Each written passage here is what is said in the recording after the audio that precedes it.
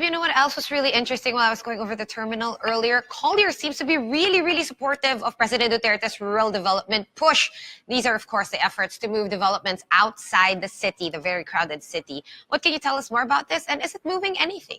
Well, I mean, right now it's moving the property counter because you saw a while ago, it is the best performing sector so far today. It's just up by about close to 0.5%. We're seeing some pretty strong moves from some of these smaller developers. Okay, what did Colliers exactly have to say? They said that developers should actually go rural. And this is something that's been also talked a lot about with regards to property stocks. They always mention that the key for property stocks to really sustain growth is to start building out more and shift some more of their projects to tap into the growth in the rural sectors and outside of crowded Metro Manila. And the reason for that is because if the infrastructure push does get going and really starts to ramp up, and it could actually unlock a lot of land values outside of Metro Manila. So the sooner they can position themselves on these potential unlocking of these values, perhaps it can also contribute more quickly to the developers' bottom line. We've seen a lot of developers. We talked about Ayala Land investing in Cebu and Davao. We've talked a lot about the likes of Megworld, even Santa Lucia investing outside of Metro Manila, so ramping up their projects out there.